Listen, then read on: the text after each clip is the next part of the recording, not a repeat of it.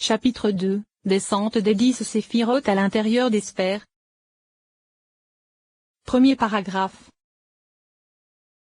La descente des 10 séphirotes via les sphères concerne le fait que nous sachions déjà que c'est à partir de la partie inférieure des 5 degrés de l'âme correspondant au nefesh que se propagèrent d'abord les 10 séphirotes sphériques via l'axe et le canal provenant de l'Ensoft. Tout comme l'homme inférieur et matériel possède au début un aspect de nefesh puis arrive ensuite à obtenir l'aspect du ruach, puis le degré de la neshama et ce Torah. Or cette organisation existait également en haut, car au début émanèrent les 10 séphirotes sphériques avec l'aspect des réceptacles et avec la paix de l'essence, et la spiritualité se trouvant en elle provenait uniquement de l'aspect du degré du nefesh. Ensuite, l'aspect des 10 séphirotes émana à nouveau via l'axe droit à l'image d'un homme, comme cela a été indiqué, et elle contenait également les deux aspects des réceptacles et de l'essence spirituelle se trouvant en eux, sous l'aspect du degré supérieur appelé ruach qui se trouve au-dessus du degré du nefesh. Il se trouve que l'aspect des 10 séphirotes correspond au degré du nefesh avec les réceptacles s'appliquant à elle, et l'aspect des 10 séphirotes en ligne droite à l'image d'un homme qui émanèrent ensuite correspond au degré du ruach avec les réceptacles s'appliquant à elle. Ainsi,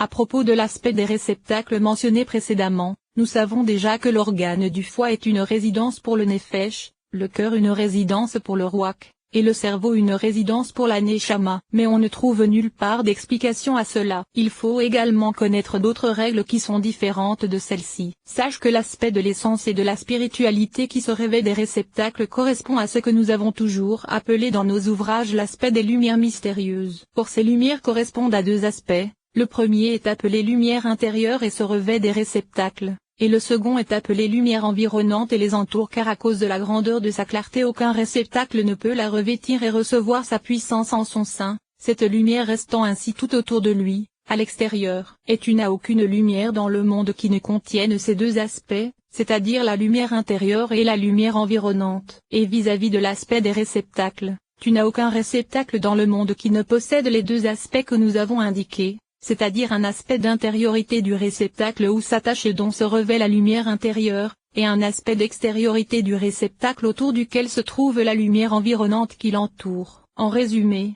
il se trouve que la lumière correspondant à l'aspect de l'essence spirituelle se divise en deux niveaux, la lumière intérieure et la lumière environnante. De la même façon, l'aspect des réceptacles se divise en deux aspects, l'intériorité des réceptacles et leur extériorité. Mais ceci a déjà été expliqué. La règle se dégageant de cela c'est qu'au début de tous les 10 séphirotes émanèrent via les sphères. Or celles-ci étaient divisées et contenaient les aspects des 10 séphirotes des réceptacles circulaires ayant la forme de sphères, chacun de ces réceptacles possédant une intériorité et une extériorité. Et c'est de ces réceptacles que se revêtirent les 10 séphirotes spirituelles appelées lumières de l'aspect du nefesh. Mais 10 autres lumières les entouraient de telle façon que chacune de ces lumières possédait une lumière intérieure et une lumière environnante, le tout suivant la loi des sphères car la lumière intérieure correspondait à une sphère se revêtant d'un réceptacle lui aussi sphérique, et autour de ce réceptacle se trouvait la lumière environnante ayant également l'image d'une sphère l'entourant. Il en fut ainsi pour les 10 séphirotes sphériques, à l'image des firmaments et des sphères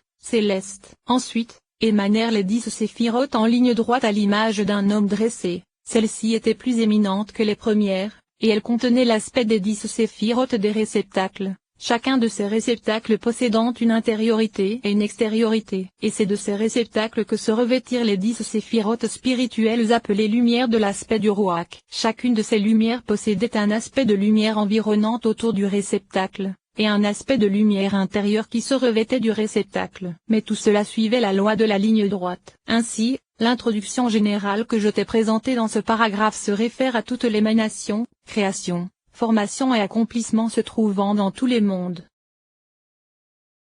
Second paragraphe.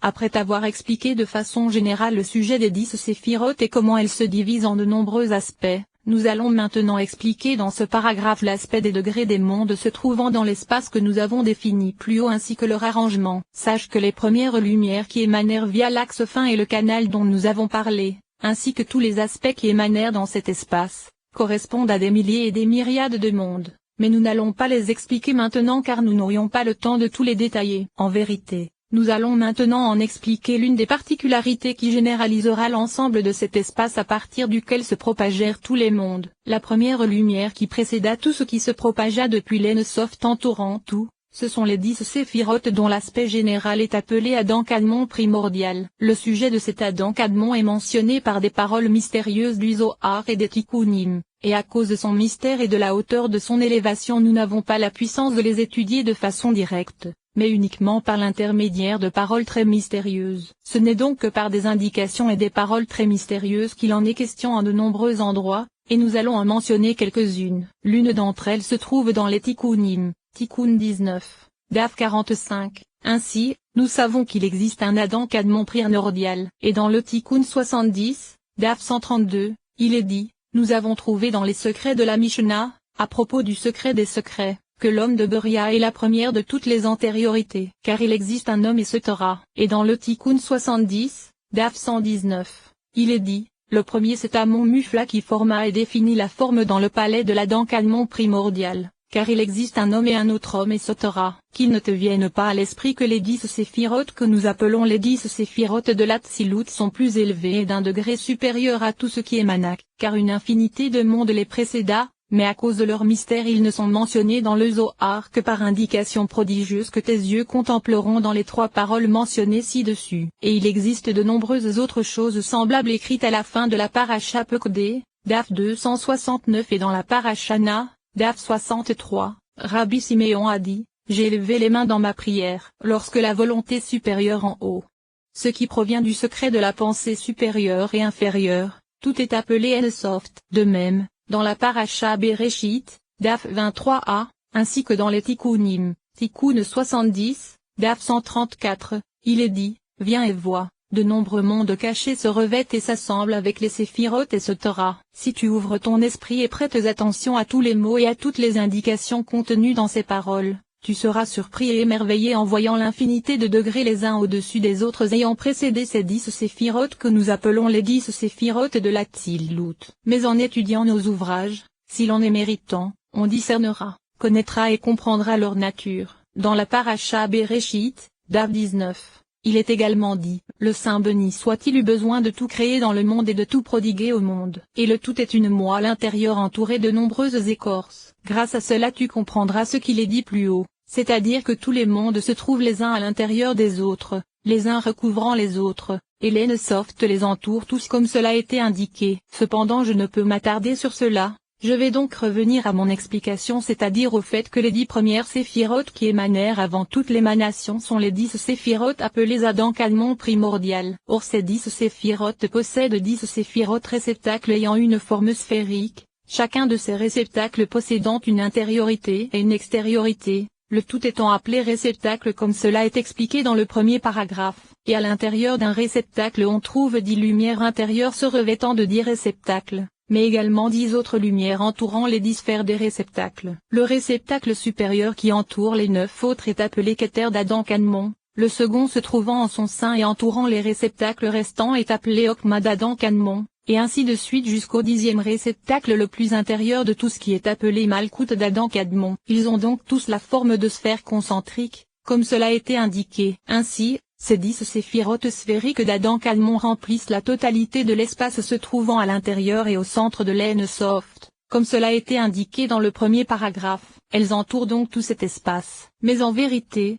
il reste au milieu de ces sphères un espace vide nécessaire aux autres émanations qui ont également la forme de sphères concentriques et sont l'aspect des lumières se propageant depuis les yeux d'Adam Kadmon à partir de son aspect direct ayant l'apparence d'un homme, comme cela sera expliqué avec l'aide de Dieu. Or ces dernières sont appelées mondes des Nekudim et possèdent également une forme sphérique concentrique, et toutes se situent à l'intérieur des 10 sphères d'Adam Kadmon. De cette façon, les 10 sphères d'Adam Kadmon encerclent et entourent toutes les autres sphères se trouvant dans tous les autres mondes, et toutes les autres sphères sont entourées par elles, car toute sphère plus éminente que sa voisine l'entoure, et celle qui est inférieure à sa voisine est plus intérieure et se trouve entourée par elle. Il se trouve que la plus intérieure de toutes est la plus inférieure, et il s'agit de l'aspect des firmaments et des sphères célestes du monde d'Asia, c'est-à-dire des 10 sphères du firmament mentionnées dans l'introduction des Tikkunim et qui sont appelées Ophanions, et ce sont les firmaments qui nous entourent dans ce monde terrestre et matériel. Il est évident que puisque ce sont les plus intérieures de toutes les sphères,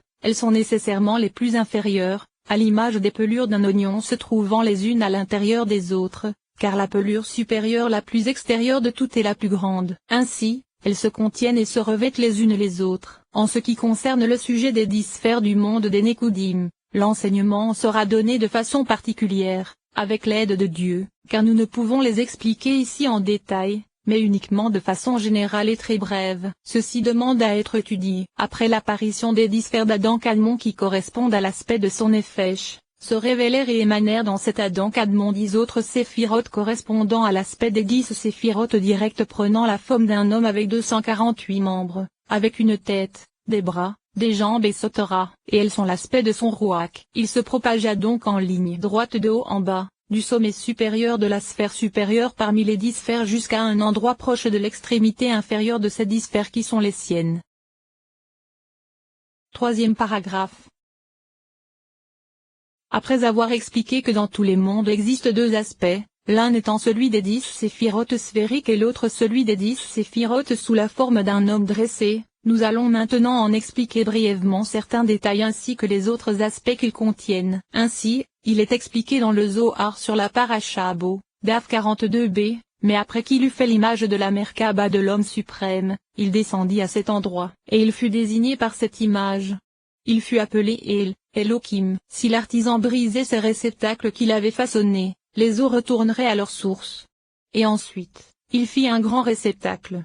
Et il s'appela lui-même Connaissant-Or. Or nous avons déjà détaillé cela dans le second paragraphe. Étudie bien cela. Il est donc explicite que les 10 séphirotes ayant une forme d'homme doté de 248 membres appelés réceptacles contenaient en elles l'essence des lumières appelées Neshama de l'homme. Et le tout avait l'image d'un homme terrestre possédant un corps et une Neshama. De même, l'homme supérieur contient 10 séphirotes qui sont l'essence et les réceptacles. Ainsi, l'aspect de cette essence correspond à l'aspect des lumières intérieures qui brillent à l'intérieur des réceptacles, à l'image de la Neshama se trouvant à l'intérieur du corps de l'homme et qui l'éclaire, comme le dit le verset, l'âme de l'homme est une lampe de l'Éternel. Souviens-toi de cette règle, car partout où tu trouveras dans nos ouvrages le mot lumière cela se réfère à la Neshama intérieure et non aux réceptacles eux-mêmes. N'oublie pas cela car nous ne pourrons pas à chaque fois le rappeler. Après avoir expliqué le sujet des 2 aspects correspondant aux lumières et aux réceptacles, nous devons maintenant expliquer brièvement d'autres particularités, c'est-à-dire l'aspect des lumières qui sont l'essence de la Neshama intérieure se trouvant à l'intérieur des réceptacles. En effet, ces lumières se divisent en 2 aspects, la lumière intérieure et la lumière environnante. Car la lumière qui fait vivre et éclaire de l'intérieur les 10 séphirotes appelés réceptacles possède un aspect qui se revêt des réceptacles, à l'image de la Neshama qui pénètre dans les organes du corps et se revêt des membres de l'homme pour les faire vivre et les éclairer de l'intérieur. C'est ce qui est appelé lumière intérieure. En vérité, cette lumière diminue afin de pouvoir se contracter et se revêtir des réceptacles. Mais il existe un second aspect correspondant à une lumière plus grande que celle-ci et que les réceptacles ne peuvent supporter et contenir dans leur intériorité. L'aspect de cette lumière environnante reste donc à l'extérieur au-dessus d'eux et les éclaire comme une lumière les entourant. Et il en est de même de l'homme inférieur, comme cela sera expliqué en son temps avec l'aide de Dieu. Car tu n'as aucune lumière dans tous les mondes qui ne possède ces 2 aspects de petite lumière intérieure et de grande lumière environnante, l'une à l'intérieur du réceptacle et l'autre entourant le réceptacle de l'extérieur. Ainsi, tout comme tu as 2 aspects dans la portion de la lumière, de même tu as 2 aspects dans la portion des réceptacles, car tu n'as aucun réceptacle dans le monde qui n'ait ces 2 aspects, l'intériorité de laquelle se revêt et à laquelle s'attache la lumière intérieure, et l'extériorité que la lumière entoure tout autour, de l'extérieur. Ainsi, tout comme la lumière environnante est plus.